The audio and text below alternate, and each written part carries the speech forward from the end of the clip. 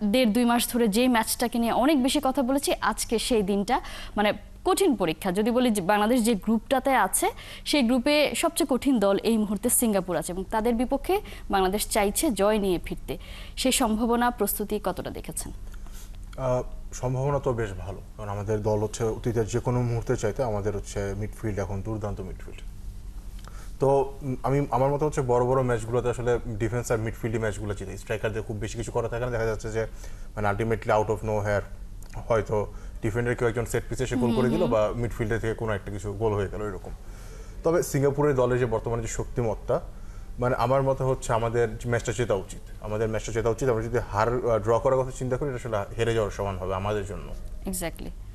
নিজেদের ঘরের মাটিতে খেলা, আমরা দেখি ফুটবল অ্যারেনাতে অ্যাটলিস্ট যে হোম অ্যাডভান্টেজে একটা দল কত কিছু করে ফেলতে পারে। আমরা যে রিয়াল মাদ্রিদের কথাই বলি, প্রত্যেকে জানে রিয়াল মাদ্রিদ আগের ম্যাচটা কত বাজেভাবেই হারুক না কেন, যখন ম্যাচটা সান্তিয়াগো বার্নাব্যুতে, সেই ম্যাচ রিয়াল মাদ্রিদ জিতবে এমনটাই আসলে প্রত্যেকের বিশ্বাস থাকে।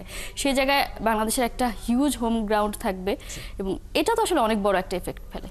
হ্যাঁ, নিজের মাঠে খেলা মানে আসলে মানে অনেক অনেক মানে উত্তেজনাকর একটা ব্যাপার। মানে যারা ম্যাচ খেলবে তারা অবশ্যই মোটিভেটেড থাকবে, কারণ হচ্ছে যখন হচ্ছে বাংলাদেশের পায়ে বল থাকবে, 18,000 দর্শক, আমি শুধু গ্যালারির কথা চিন্তা করি, 18,000 গ্যালারির দর্শক যখন শামিদ, হামজা বা তারিক, তপু, কাজেম বা আলামিন বলে চিৎকার করবে, তখন কিন্তু একটা ভিন্ন রকমের মোটিভেশন পাবে।